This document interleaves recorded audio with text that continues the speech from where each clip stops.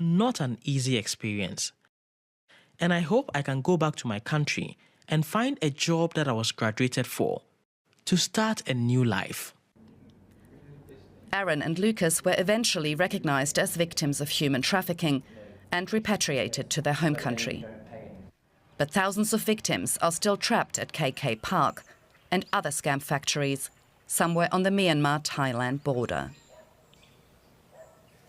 We can talk now to Jason Tower. He is the country director for the Burma program at the US Institute of Peace. Welcome to DW. You've been aware of this problem, as I understand, for some time. The survivors featured in our report described torture and death threats by their captors. To what extent do these accounts match your own research?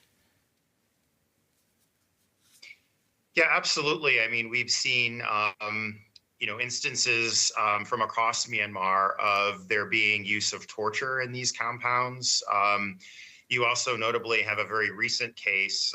This is from last October, where there was an attempt by a very large number of individuals, well over 100 individuals, tried to escape a compound up in the China-Myanmar border in the Kokong territory.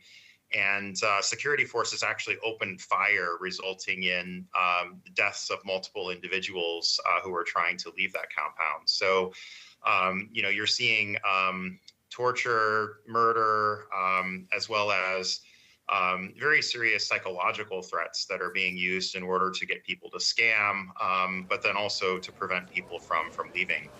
You saw after 2020 that there was a very significant uptick in fraud, hitting initially Chinese nationals, but then increasingly going global as the scam syndicates started to traffic nationals from other countries, as it was difficult during pandemic times to be able to bring in adequate labor from China. And then they also started to roll out these scams targeting people in many different countries around the world. So we're seeing increasingly the patterns are that the scam syndicates are going after people in the United States, people in Europe, and really the rest of the world to a greater and greater extent.